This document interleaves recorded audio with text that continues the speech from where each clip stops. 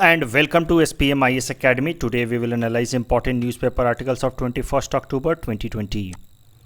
Please note you can download the PDF version of today's newspaper analysis by clicking the link given in the comment section.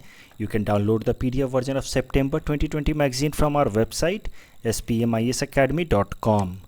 You can also join our WhatsApp group through the link given in the description section for more study materials. This is the list of the topics that we'll cover from today's newspaper. The first article is taken from editorial segment. It talks about health concerns of Assam. This topic is important from our syllabus paper 6 Assam's governance point of view. So as I said in this entire article, the essence is that the National Family Health Survey conducted some of the studies regarding health standard of Assam, and it found that most of the population is facing the problem of malnutrition. तो इस article के कुछ important points को ज़रा detail में देखते हैं. This article has first of all highlighted the major health issues faced by people of Assam. Mostly the two categories of people are vulnerable, the women and the children segment. तो women में जो most of the health concerns हैं that is related to anemia. Anemia आपको पता है that is deficiency of that happens because of deficiency of iron and folic acid. उसके अलावा women के अंदर प्रॉब्लम है या हेल्थ कंसर्न्स हैं रिगार्डिंग रिप्रोडक्टिव एज के जो वीमेन होते हैं they are mostly underweight. तो इस कारण से होता क्या है कि when they conceive pregnancy and during the delivery of child it sometimes lead to maternal mortality or the child mortality. So women का at the time of delivery of child normal weight होना बहुत ज़रूरी है, जो आसाम के अंदर ये एक एरिया ऑफ कंसर्न है. Women in their reproductive age are underweight. उसके अलावा women also face lack of proper hygiene during their menstruation. That is also a problem in Assam. अभी भी जो प्रॉपर सैनिटेशन के मेथड्स हैं या जो इम्पॉर्टेंट रिसोर्सेज हैं they are not available to all women in Assam. और ये सारे जो प्रॉब्लम्स हैं ये तो वैसे इन जनरल हर एक डिस्ट्रिक्ट में देखा जा सकता है और हर एक सेगमेंट के वीमेन में देखा जा सकता है, खासकर जो लोअर स्ट्राटा के सेगमेंट हैं के वीमेन हैं. लेकिन ये प्रॉब्लम सबसे ज़्यादा अगर देखा जा रहा है और पाया जा रहा है amongst the women of tea garden community. They are the most vulnerable and these problems are mostly observed in the women working in the tea garden. उसके अलावा children are also vulnerable in Assam as far as their health is concern. They are also anaemic. And the reason behind children facing the problem of malnutrition is lack of balanced diet. Culture Assam का food culture धीरे धीरे dilute होता जा रहा है. Normally Assam का food culture में एक बैलेंस्ड डाइट का अप्रोच रखा जाता था जिसमें न्यूट्रिशन का भी काफ़ी ध्यान दिया जाता था. लेकिन in this modern times in current time the junk food culture has disturbed the approach of balanced diet in Assam, and it is leading to the problems of anemia and deficiency of important minerals. Poor nutrition is causing poor development of cognitive abilities of children in Assam. अब ज़रा बात करते हैं national family health सर्वे की, जिसने ये सारे informations दिए हैं.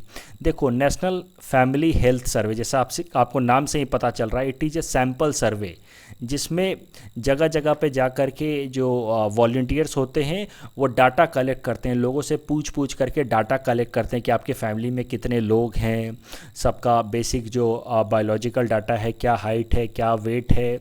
उसके बेसिस पे अंदाज़ा लगाया जाता है कि इन जनरल जो पॉपुलेशन है उसका हेल्थ स्टैंडर्ड किस तरह का है.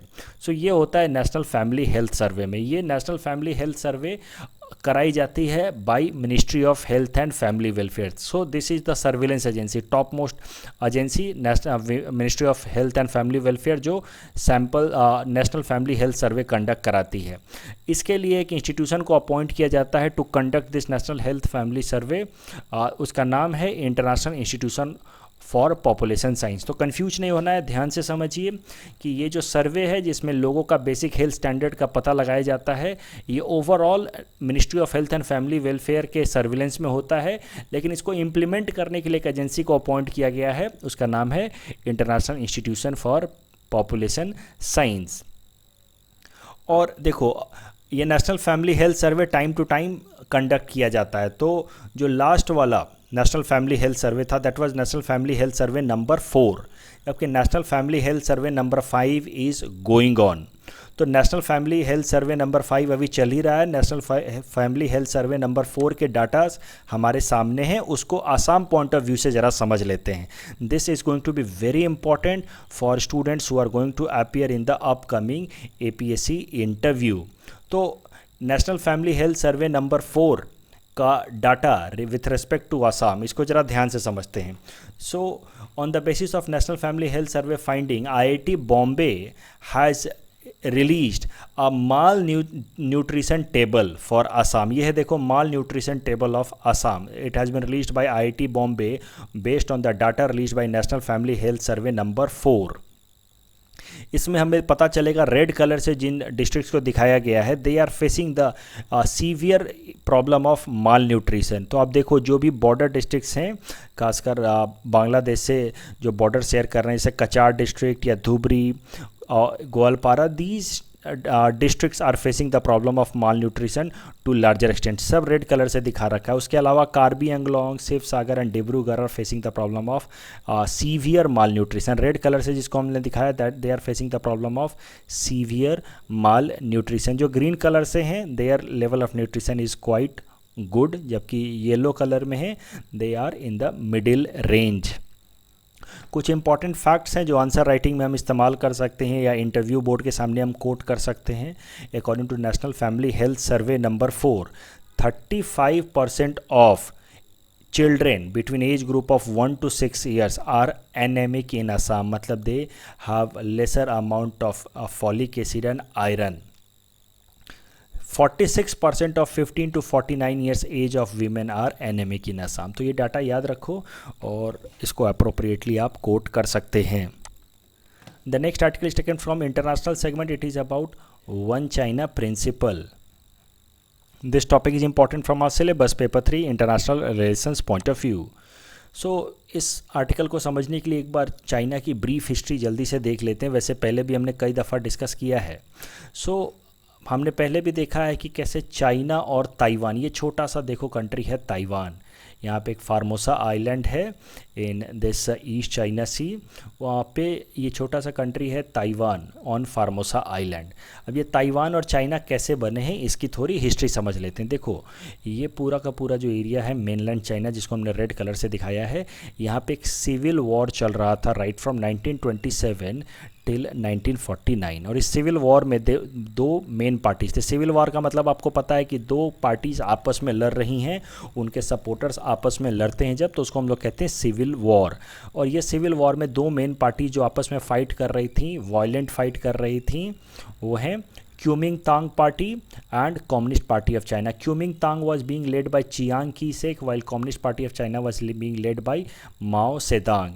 चियांग की शेक की जो पार्टी थी Kuomintang, it wanted to have a democratic republic government while Mao Zedong wanted to have a communist form of government in China. तो इन दोनों पार्टीज़ के लीडर्स और जो सपोर्टर्स हैं उनके बीच में काफ़ी फ़ाइट चलती रहती थी, वायलेंस होता रहता था और काफ़ी समय तक 22 सालों तक चलता रहा ये कन्फ्लिक्ट राइट फ्रॉम 1927 टू 1949।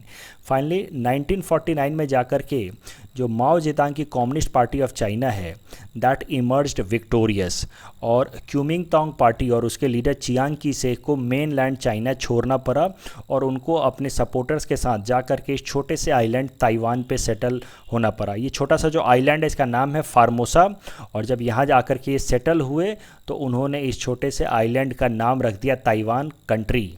तो Formosa island and the country is Taiwan, officially जिसका नाम इन्होंने रखा रिपब्लिक ऑफ चाइना। तो ये अपने आप को ओरिजिनल चाइना मानते हैं, ये मानते हैं कि they are the original representatives of China, और इसलिए इन्होंने इस ताइवान कंट्री का टेक्निकल या ओरिजिनल नाम रखा है रिपब्लिक ऑफ चाइना। जबकि ऑफकोर्स जो ये मेनलैंड चाइना है यहाँ पे पावर सेटअप हो गया of Communist party of China, और उन्होंने इसका टेक्निकल नाम रखा है People's Republic of China, PRC। So this China is actually known as PRC, People's Republic of China, while this Taiwan originally is known as Republic of China. और ये Taiwan claim करता है कि ये पूरा का पूरा लैंड हमारा है, लेकिन माओइस्ट लोगों ने इसको फोर्सफुली हमसे छीन रखा है। And in future we will set up our administration over mainland China also. तो इस तरीके से ताइवान पूरे के पूरे मेनलैंड चाइना पे अपना क्लेम रजिस्टर करता है, जबकि चाइना ताइवान को एक इंडिपेंडेंट ऑटोनोमस सोवरेन कंट्री की तरह आइडेंटिफाई करने से रिफ्यूज़ करता है। उसका मानना है कि Taiwan is not an independent country और ये आइलैंड जो है वो चाइना को ही बिलोंग करता है। So this is the conflict between China and Taiwan, this is the issue of sovereignty. अगर आप ताइवान को आइडेंटिफाई करते हैं एज ओरिजिनल चाइना, तो इसका मतलब ये है कि आप इस चाइना मेनलैंड चाइना को कंट्री की तरह आइडेंटिफाई नहीं करते। और अगर आप चाइना को आइडेंटिफाई करते हैं, इस मेनलैंड चाइना को आइडेंटिफाई करते हैं as original China, then you do not identify Taiwan. This is the concern. तो the point is that there are two Chinas. The mainland China is technically known as People's Republic of China, while the China on Formosa Island, that is known as Taiwan, is also known as Republic of China. अब दिक्कत क्या है, मैं आपको पहले ही बता चुका हूँ कि अगर कोई भी कंट्री ताइवान को आइडेंटिफाई करेगा, उसके साथ रिलेशंस रखेगा, तो चाइना उस कंट्री को रिजेक्ट कर देगा। China will not keep a diplomatic relation with that country.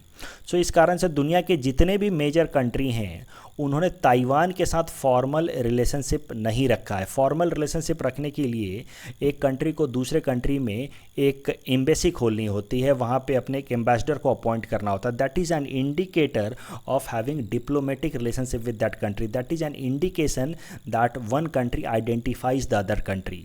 अगर हमने मान लो ताइवान में जाकर के अपनी एक एम्बेसी खोली, वहाँ पे अपना एम्बेसडर बनाया, तो इसका मतलब है कि हम ताइवान को एक इंडिपेंडेंट सोवरेन कंट्री की तरह आइडेंटिफाई करते हैं। लेकिन ऐसा हमने नहीं किया। India does not maintain diplomatic relations with Taiwan and most of the major countries of the world do not maintain और any diplomatic ties with Taiwan. अगर आप देखें तो बहुत छोटे मोटे कंट्रीज़ हैं दुनिया के, only 15 countries of the world, और वो भी काफ़ी छोटे छोटे इस तरह के कंट्रीज़ हैं, कुछ पैसिफिक में या फिर कुछ सेंट्रल अमेरिका में, ये सब ताइवान को आइडेंटिफाई करते हैं। दीज 15 कंट्रीज़, इनका नाम याद करने की आपको ज़रूरत नहीं है। Even India does not identify Taiwan as an independent autonomous sovereign country, nor does US identify Taiwan as an independent autonomous sovereign country. लेकिन इंडिया ने ताइवान को डिप्लोमेटिकली एंड पॉलिटिकली तो आइडेंटिफाई नहीं किया है, लेकिन ताइवान के साथ हमारे इकोनॉमिक एंड कॉमर्शियल लिंक्स बहुत स्ट्रॉन्ग हैं, पीपल टू पीपल कॉन्टैक्ट बहुत स्ट्रॉन्ग है। कई सारे जो आप टेक्निकल गैजेट्स हैं वो ताइवान से ही आते हैं, लेनोवो वगैरह, ये सब जो कंप्यूटर्स और इन सब जो टेक्निकल गैजेट्स हैं, most of these come from Taiwan itself. तो हम लोग ताइवान के जो टेक्निकल प्रोडक्ट्स हैं वो काफ़ी खरीदते हैं। So we do not have political and diplomatic ties with Taiwan, but we have a good economic and commercial ties with Taiwan. अब रिसेंट डेवलपमेंट समझते हैं। 2018 में इंडिया और ताइवान ने मिलकर के, भारत सरकार और ताइवान सरकार ने मिलकर के एक बायलैटरल इन्वेस्टमेंट एग्रीमेंट साइन कर लिया। इस एग्रीमेंट के हिसाब से अब इंडिया अब ज़्यादा से ज़्यादा फॉरेन डायरेक्ट इन्वेस्टमेंट कर सकता है ताइवान में, and the otherwise can also happen, means investors from Taiwan can invest in India as well.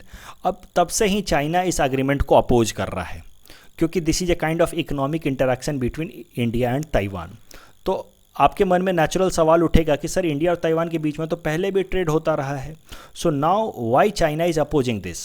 तो देखो दोनों में अंतर है। पहले जो ट्रेड हो रहे थे वो प्राइवेट ट्रेड थे। मान लो हमारे यहाँ का कोई कंप्यूटर इंपोर्टर है जो हमारे देश में कंप्यूटर बेचता है, कोई कंप्यूटर होल सेलर है, तो वो ताइवान से बहुत सारे कंप्यूटर्स खरीद के ले आएगा, लैपटॉप्स खरीद के ले आएगा जो और इंडिया में बेचेगा। So that is private business to business economic interaction और कॉमर्शियल इंटरेक्शन। लेकिन ये जो 2018 का एग्रीमेंट है, that agreement is between two government of India and government of Taiwan, कि कैसे एक कंट्री से इन्वेस्टमेंट दूसरे कंट्री में हो सके। So when government of India signed an investment agreement with Taiwan, that is an indication that the government of India identifies the Taiwan as an independent autonomous state.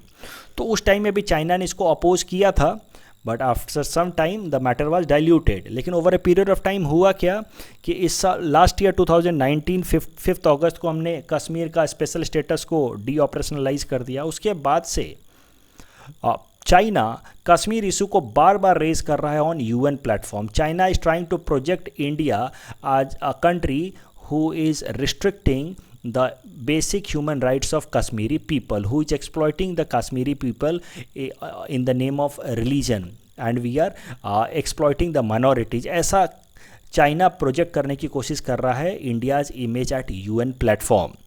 तो अब इसके बाद India ने भी सेम कार्ड चाइना के against play करना शुरू किया है।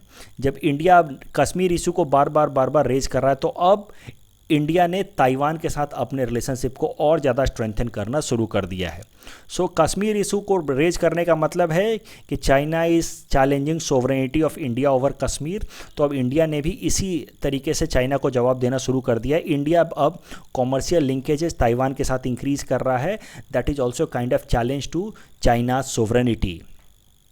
और इस साल जब मई महीने में इंडियन और चाइनीज़ सोल्जर्स के बीच में काफ़ी ज़्यादा हीटेड कन्फ्लिक्ट्स हो गए हैं, उसके बाद से तो इंडिया इस अप्रोच को लेकर के काफ़ी ज़्यादा एग्रेसिवली बढ़ रहा है। कल ही हमने देखा कि कैसे इंडिया ने ऑस्ट्रेलिया को मालाबार एक्सरसाइज के लिए इनवाइट कर लिया है, और अब धीरे धीरे इंडिया अपनी इकोनॉमिक इंटरैक्शन ताइवान के साथ काफ़ी ज़्यादा स्ट्रेंथन कर रहा है। कुछ तो पॉलिटिकल और इंटरनेशनल अफेयर्स के जो एक्सपर्ट्स हैं, उनका ऐसा भी मानना है कि इंडिया को अपनी एम्बेसी तक खोल देनी चाहिए ताइवान में। एटलीस्ट इस मैटर को रेज करना चाहिए और ताइवान गवर्नमेंट के साथ नेगोशिएट करनी चाहिए। That will be a kind of pressure tactics against China. Please attempt this question that is based on this topic. You can also submit the answer in the comment section. The next article is taken from national segment. It is about Kaleswaram lift irrigation project. This topic is important from our syllabus paper 4 environment point of view. So Kaleswaram lift irrigation project is on Godavari river. ये देखो, ये है Godavari river और इसकी left hand tributary है Pranhita river in the state of Telangana. आप देखो, ये तेलंगाना स्टेट है और लेफ्ट हैंड साइड से छोटी सी रिवर है प्राणहिता, उसकी लेफ्ट हैंड ट्रिब्यूटरी। और जहाँ पे ये प्राणहिता आकर के गोदावरी से मिलती है, वहीं पे एक पावर इरिगेशन प्रोजेक्ट बनाया गया है जिसका नाम है कालेश्वरम लिफ्ट इरिगेशन प्रोजेक्ट। इस प्रोजेक्ट को तो 2008 में ही बना दिया गया था, लेकिन उस टाइम में इसका नाम था प्राणहिता चेवेला प्रोजेक्ट, लेकिन 2014 में इस प्रोजेक्ट का नाम बदल करके कालेश्वरम प्रोजेक्ट कर दिया गया। अब रिसेंट डेवलपमेंट क्या है, देखो एनजीटी में नेशनल ग्रीन ट्रिब्यूनल, आपको पता है कि एक स्पेशल तरह के ट्रिब्यूनल है that looks into environmental issues. तो एनजीटी में केस फाइल किया गया, एक प्ली फाइल किया गया against this Kaleshwaram lift irrigation project. इस प्ली में कहा गया, इस अपील में कहा गया कि ये जो लिफ्ट इरिगेशन प्रोजेक्ट बनाया गया है कालेश्वरम लिफ्ट इरिगेशन प्रोजेक्ट, इसमें इन्वायरमेंटल क्लियरेंसेज नहीं लिए गए थे। This project was completed without taking environmental clearances. Significant amount of work was done already without taking environmental clearances, and environmental clearances were taken post facto. Post facto environment clearance का मतलब ये है कि पहले ये प्रोजेक्ट बना दिया गया और बाद में एनवायरनमेंट क्लियरेंस लिए गए। तो दिस इज़ अपोजिट सीक्वेंस, होना उल्टा चाहिए, पहले एनवायरनमेंट क्लियरेंस लेना चाहिए और फिर ये प्रोजेक्ट लगाना चाहिए। तो इस ग्राउंड पे इस प्रोजेक्ट को चैलेंज किया गया एनजीटी में, और अब एनजीटी का फैसला आया है इस मैटर पे, और यही है करंट न्यूज़। एनजीटी ने ये बात मानी है कि हाँ, इस प्रोजेक्ट को इलीगल तरीके से बनाया गया है। The environmental clearances they are not taken in advance and it were taken only after completion of the project. That is meaningless thing. आपने एक बार जब प्रोजेक्ट बना ही दिया, जब पेड़ काट ही दिए, बिल्डिंग बना ही दिया, घर या डैम बना दिया, तो उसके बाद इन्वायरमेंट क्लियरेंस लेने का कोई मतलब नहीं होता है। So this was done illegally. So Kaleswaram Dam project is actually illegal according to NGT, but it said कि it cannot be undone. अब जो बन गया प्रोजेक्ट वो तो बन गया, अब इस प्रोजेक्ट को हटा तो सकते नहीं हैं। So since it can not be undone, it can not be reverse, तो अब दो फ्यूचर एक्शंस लिए जा सकते हैं, एनजीटी ने कहा है। First, fix the accountability. जिन लोगों ने भी ये अलाउ किया, इस प्रोजेक्ट को बनाया विदाउट टेकिंग एनवायरमेंट क्लियरेंसेस, उनके खिलाफ एक्शंस लिए जाने चाहिए। अकाउंटेबिलिटी शुड बी फिक्स्ड, किसने ये किया है। और दूसरी बात कि set up an expert committee that should assess the extent of damage caused and identify the necessary restoration measure. तो अब एक एक्सपर्ट कमेटी बनाई जाए, तेलंगाना सरकार एक इस पर एक्सपर्ट कमेटी बनाए। That expert committee should study कि what are the negative environmental impact of this Kaleshwaram lift irrigation project, and there should be also a suggestion from this expert committee on how to mitigate these negative impacts of this Kaleswaram dam project on environment in surrounding areas. इस पूरे topic के basis पे हमने आपको ये practice question दे रखा है। You can attempt this question and you can submit the answer in the comment section. The next article is taken from Assam segment. It is about apart scheme of Assam. This topic is important from our syllabus paper 6 Assam economy point of view. So ये article बहुत simple है, सीधी सीधी बात ये कह रहा है कि fisheries department जो आसाम की है, एग्रीकल्चर के मिनिस्ट्री के अंदर फिशरी डिपार्टमेंट जो है, उसने एक नया प्रोजेक्ट लॉन्च किया है धुबरी के अंदर। धुबरी में देखो फिशरीज़ का बहुत ज़्यादा पोटेंशियल है, तो वहाँ पे उन्होंने नए कुछ प्रोजेक्ट लॉन्च किए हैं इन ऑर्डर टू प्रमोट और tap the fisheries potential of Dhubri district. यहाँ पे आप देख सकते हैं they have selected as many as 113 fisheries and 5 beels with an intention to introduce modern polyculture and advance pisciculture technology. तो सरल शब्दों में धुबरी को प्रमोट किया जा रहा है फिशिंग प्रोडक्शन को बढ़ाने के लिए। तो अब ये न्यूज़ अपने आप में बहुत इंपॉर्टेंट नहीं है, इतना बस याद रखो कि धुबरी का फिशिंग का पोटेंशियल अच्छा है। मैंने ये आर्टिकल इसलिए कवर किया है because this fishing project in Dhubri is being brought under apart scheme. तो धुबरी के अंदर फिशिंग पोटेंशियल बढ़ाने का जो काम है वो अपार्ट स्कीम के अंतर्गत किया जा रहा है। So let us see what is this APART scheme. This apart stands for Assam agri business and rural transformation project apart.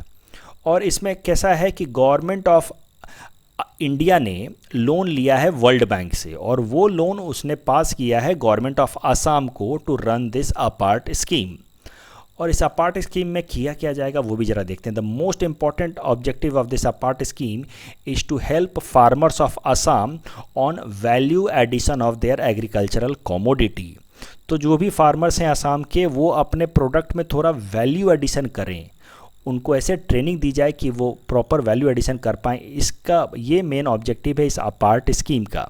तो ज़रा समझते हैं कि वैल्यू एडिशन होती क्या चीज़ है।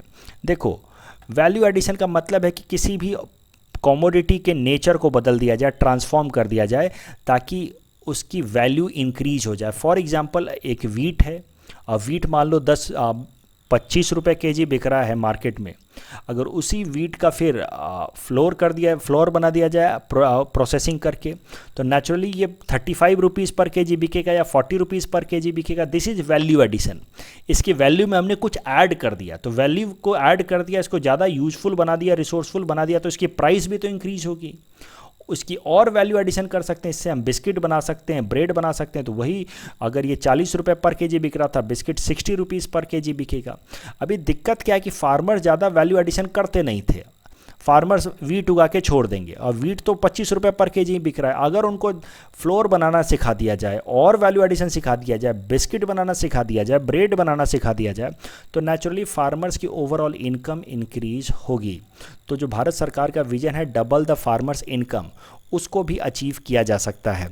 So this APART scheme is very important as far as increasing the farmers income is concern. इसमें value addition पे फोकस किया जाएगा। इस टर्म को याद रखेंगे, वैल्यू एडिशन। और इस स्कीम को इम्प्लीमेंट करने वाली जो एजेंसी है उसका नाम है Assam rural infrastructure and agricultural services society, ARIAS। In our segment, most probable PT topics for upcoming APSC prelims, today we'll cover topic number 124 to 126. Topic number 124 is ISO 14001-2015 certification. Guwahati railway station has become India's first railway station to obtain ISO 14001-2015 certification for environmental management system. The certification has been provided for providing passengers clean and green environment. Please attempt this question that is based on topic number 124. Topic number 125 is about Golden Pagoda of Assam. Golden Pagoda has been established in Buddha Bihar complex or campus of North Lakhimpur in Assam. Please attempt this question that is based on topic number 125. Topic number 126 is about election in Assam. So Adior Hath Puti is a campaign started by Chief Electoral Officer to sensitize women voter of Assam to participate in upcoming election. Every village will have a village ambassador known as Chandra Prava, whose responsibility will be to encourage people to participate in election. Please attempt this question that is based on topic number 126. This is the answer of question number 121 to 123 that we had given in yesterday's newspaper analysis. Today's question can be attempted by students and you can submit the answer in the comment section. We will be sharing answer of these questions in tomorrow's newspaper analysis. कल जो हमने practice question दिया था उसको एक बार उसका answer देख लेते हैं। यूरिया बेस्ड फर्टिलाइज़र, इसके लिए जो स्कीम है जिसका नाम है न्यू प्राइसिंग स्कीम, इसमें प्राइस फिक्स कर देती है सरकार, कल हमने डिस्कस किया था। जबकि non urea based fertiliser DAP di ammonium phosphate, उसके लिए जो सब्सिडी की स्कीम है उसका नाम है nutrient based subsidy scheme. So both are wrongly matched and the correct answer will be option D, none of the above. That's all from our side for today. Thanks for watching.